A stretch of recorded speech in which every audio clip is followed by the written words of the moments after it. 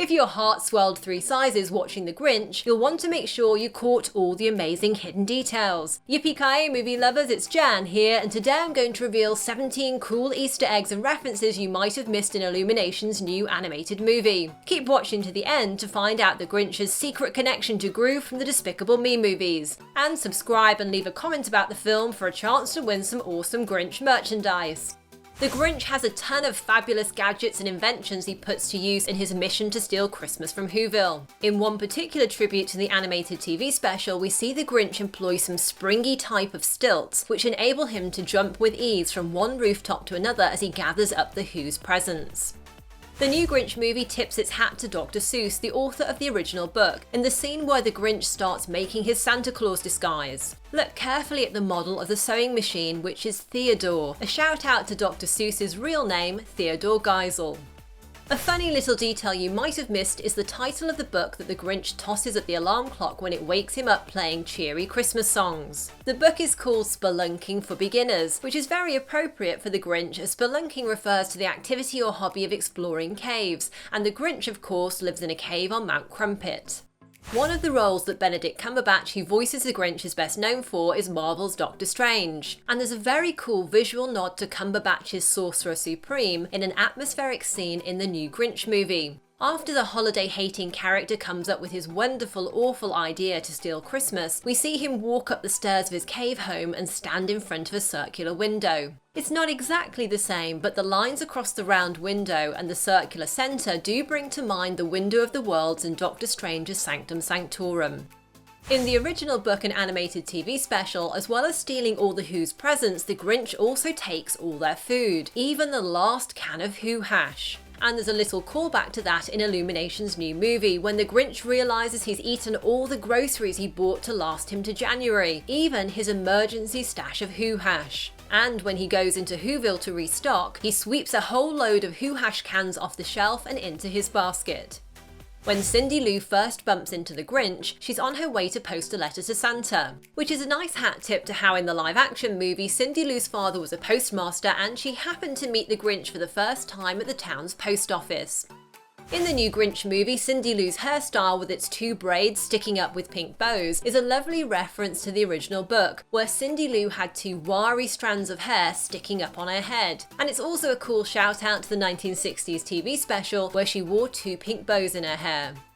Something that infuriates the Grinch even more than usual is when he discovers from his nearest neighbour Mr. Bricklebaum that the mayor of Whoville wants Christmas to be 3 times bigger this year. And this is a subtle little nod to how the Grinch's heart will eventually grow 3 sizes by the end of the story. When the Grinch wants to learn all about how to become like Santa for his dastardly plan, he starts flipping through a book called Kringle's Christmas Almanac. The name Kris Kringle, when spelled with a K, is an alternate name for Santa Claus, and you may well have heard that name before if you've ever watched the classic Christmas movie Miracle on 34th Street. When Fred the reindeer, who was originally going to pull the Grinch's sleigh, ends up leaving, the Grinch references the song Rudolph the Red-Nosed Reindeer. Riffing on a line from that famous Christmas tune, the Grinch promotes Max to reindeer duty, saying, "You will guide my sleigh tonight." The single antler that the Grinch places on Max's head is also a little throwback to the same thing that happened in the book, the animated TV special, and the live-action film. This time though, Max's antler has been enhanced with an extendable arm to grab the swag that the Grinch tosses down to him during the Great Christmas Heist. And as the Grinch orders Max to get to work, there's a funny moment as the little dog pulls at the enormous sleigh, and instead of moving it forward, he just ends up burrowing down into the snow before he finally summons up enough strength to pull himself up and set off. It's an amusing moment which echoes a similar scene in the TV special where the Grinch's sleigh was so laden with everything he'd stolen from Whoville that Max just couldn't get himself up out of the snow and stayed like that pretty much all the way back to Mount Crumpet.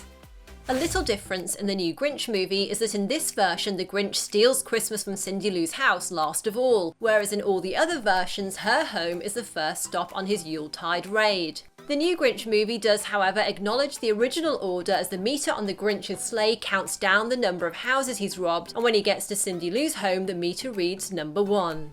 The new movie also has a couple of Easter eggs to another of Dr. Seuss's most famous books, The Cat in the Hat. In The Grinch, the green grump wears a red and white striped scarf when he goes food shopping in Whoville, and he also dons a red and white stripy tie when he visits Cindy Lou's house, and both of these echo the Cat in the Hat's iconic stripy red and white hat. As an Illumination film, The Grinch also has a number of hat tips to previous movies by the animation studio. In Despicable Me 3, we already saw Margot wearing a Grinch on one of her shirts, and the clothing-related connections between the movies continues in this latest film. First up is the stripy dark-coloured scarf that the Grinch wears during his raid on Mr. Bricklebaum's house. The Grinch's muffler looks an awful lot like Gru's signature scarf from the Despicable Me movies. There's also a nod to Agnes's fluffy unicorn obsession in The Grinch. As the Who's get their Christmas photos taken, you can see that Crumpet's family are also fans of fluffy unicorns, though their one has blue rather than pink hair like Agnes's. And Cindy Lou's friend Izzy also has a similar toy unicorn by her bed. If you were wondering who narrated the new Grinch movie, well, it's none other than singer-songwriter Pharrell Williams. He's a regular contributor to Illumination's movies and composed numerous themes and songs, including the Oscar-nominated Happy for the Despicable Me movies.